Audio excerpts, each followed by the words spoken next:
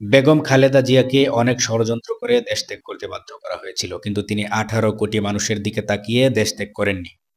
এমনকি তিনি যে বাসভবনে থাকতেন সেখানে থেকে তাকে টেনে হিচড়ে বের করে নিয়ে গিয়েছিল।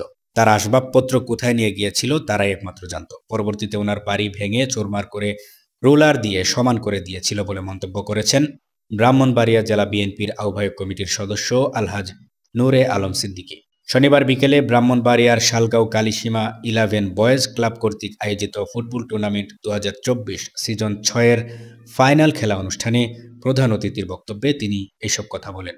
তিনি আরও বলেন, আগামী জাতীয় সংসদ নির্বাচনে ব্রাহ্মণবাড়িয়া 6টি আসনে দল থেকে যাদের মনোনয়ন দিবে আমরা তাদের পক্ষে কাজ করব। এ সময় তিনি আগামী 28 ডিসেম্বর জেলা বিএনপির নির্বাচনে সাধারণ সম্পাদক হিসেবে প্রার্থী হবারও ঘোষণা দেন। ফাইনাল খেলায় দুটি দল অংশগ্রহণ করে, সাদেকপুর ফুটবল একাদশ ও গোকর্ণঘাট ফুটবল একাদশ।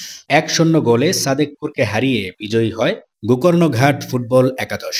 পরে অনুষ্ঠানে উপস্থিত অতিথিদের ক্রেস্ট প্রদান এবং খেলা শেষে বিজয়ী দলের হাতে ফ্রিজ ও রানার্স আপ দলের হাতে টিভি সহ পুরস্কার তুলে দেওয়া হয়। দৈনিক কর্ণকণ্ঠ, সবার কথা বলে।